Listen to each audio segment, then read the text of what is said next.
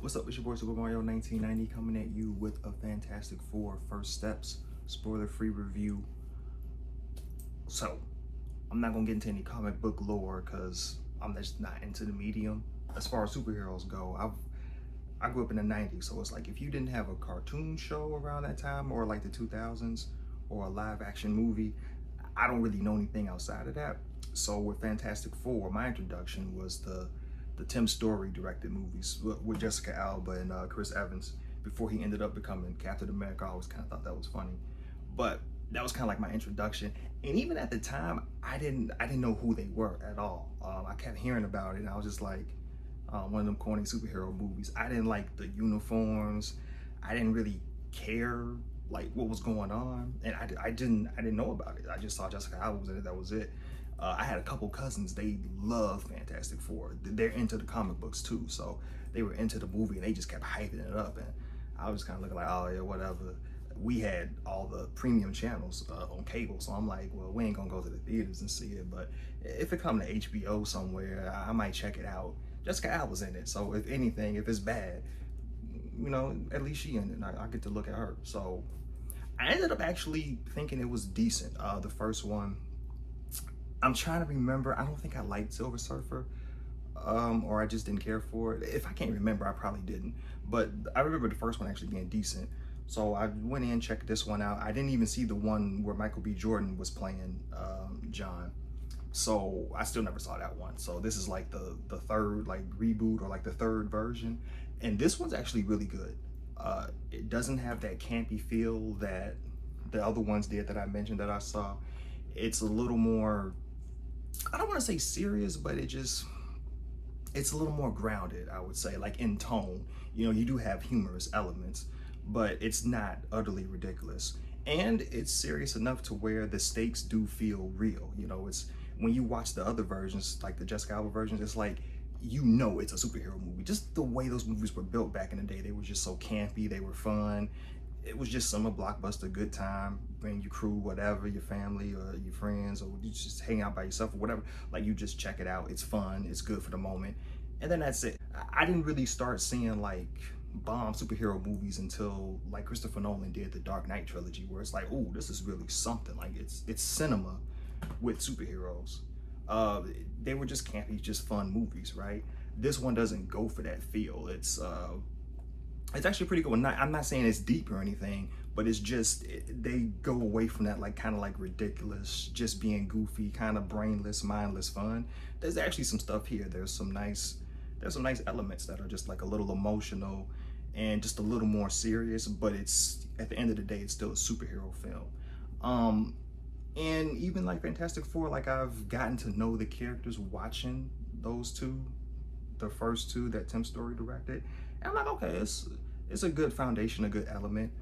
This movie does a good job just building off of it. It's not an origin story. What they do a great job of giving you like a recap of basically who they are, because it's like, well, you've seen this before, maybe, or you heard of them, whatever. So it's like you kind of know their origin, but they give you quick recap. So even if you're brand new and never seen a Fantastic Four, have never read a comic like I haven't, and this is like your intro, they give you a good, this is how they got their powers, this is how they mutated, and this is what they've done. They've been heroes for the last 4 years. They're beloved by the world, and they have a current situation coming up now. And the crew is real tight. I'm familiar with the characters just from seeing the other version, like I said. And it felt like in this one, each one actually brought something to the table. Like when I saw the other one, my standout was Ben Grimes, the one who's basically like a brown Hulk. Like he's like a rock solid like dude or whatever, but he's got like super strength. So he had a cool like emotional kind of story arc because that was an origin story. So it was basically he's not human anymore. He's trying to reconcile with who this thing is that people are just looking at him like, oh, like this is a little freak or whatever. Like, oh my God, they were scared, and he was kind of scared, and he just didn't feel like he fit in. So it was a nice little story arc, but they don't do that here because these heroes are more established, so you don't need to go that route. They're more comfortable with him. In the Silver Surfer, you kind of see how they grew to Ben Grimes' character, but they don't do that here because there's no need for it. They're already established, so you already see it here.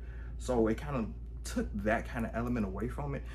But the funny thing is, Ben Grimm is still pretty much my favorite one in here. But I feel like the other characters bring something to it, and they all give heart to it. Reed Richards is still boring, but Pedro Pascal does add like a layer of complexity to it. Because I think Reed Richards is just supposed to be boring, because he's just this brainiac who has all these calculations. Everything is in his own head, and he lacked that human element, that human touch. He don't know how to like communicate things in layman terms, and he's just so in his head. But he's just so bland that it works, because I think that's just the character. That's just how the character is. Everyone else is interesting enough. They all kind of have their own things, and they all bring something to it. And they do get like a good amount of screen time to where you feel like you know each one of them, which was nice. And then when you get to the villains, that's when things really get rocky. Silver Surfer, well, they don't call her Silver Surfer. She does have a name in this one, and a backstory. Very interesting character. And then you get to Galactus, who is, like I said, I'm not familiar with the comic books, but Galactus just reminded me of a Thanos or a kind of like Brainiac, those like huge, larger than life villains that you're like, man, how are they gonna take this one down? And they always are consumed with just trying to take over worlds, like either destroy them or just take them over. That's what Galactus is about. He wants to straight up destroy Earth, all of it. He don't want to leave nothing behind. But he makes a deal with the Fantastic Four, like, hey, if you give me this, I'll leave the planet alone. And what he wants in return is something the Fantastic Four, they're just like, we not with that. Nah, we can't let that happen. And they're out of space trying to communicate with Galactus, and Galactus is like, all right, well, so be it then. All right, I guess I'll destroy Earth. And they ended up escaping and coming back and telling people on Earth, because they're like, oh, you guys are back, because they sent them to outer space. And that section of the movie was so nice. The whole scene and the whole segment, how that went down, I can't really get into it without spoiling stuff. I'm just gonna say there was actually a point where I'm like, if the rest of this movie can take place outer space, I would be cool. Like, we don't have to go back down to Earth for nothing. Like, I would have been fine with the whole movie being in outer space. It wasn't, but that scene was just so cool. It was just what went down. If you know what I'm talking about, you know what I'm talking about. If you plan on seeing it, you'll see what I'm talking about.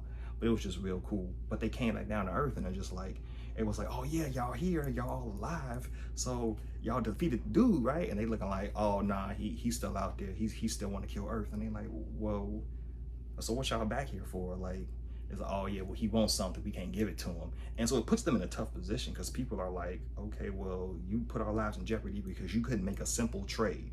And the trade wasn't so simple to them.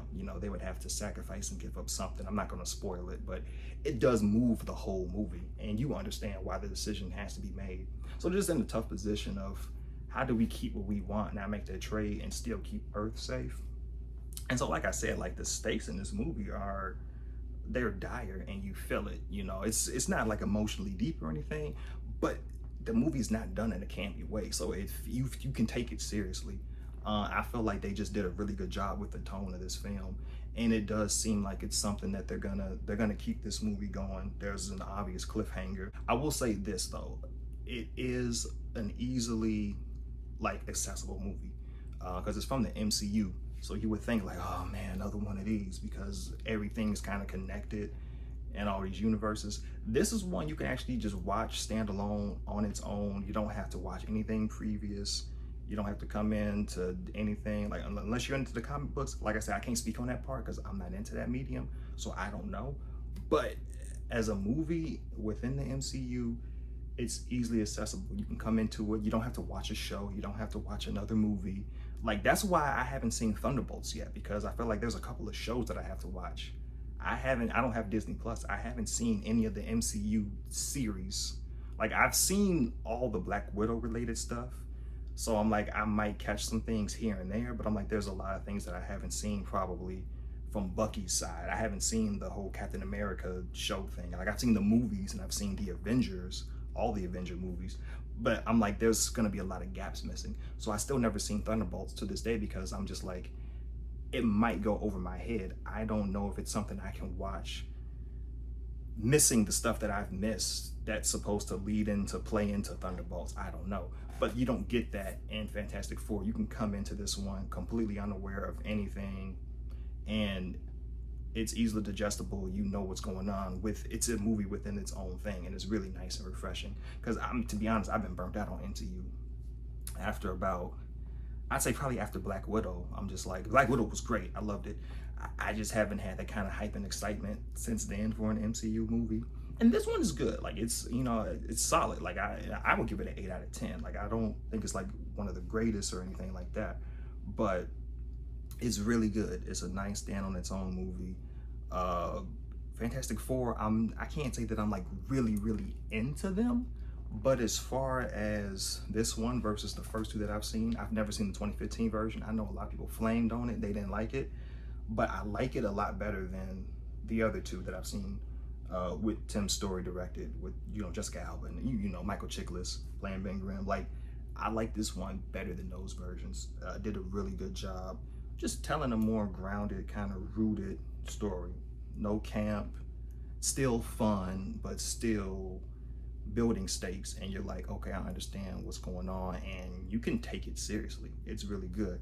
I am interested to see where they go with this. Like I said, there is a cliffhanger, so it does feel like a series that's gonna go on. I don't know for how long or what they're planning to do, but it does seem like something it's literally the first steps, like they say in the title, Fantastic Four, the first steps. You see the first steps taken.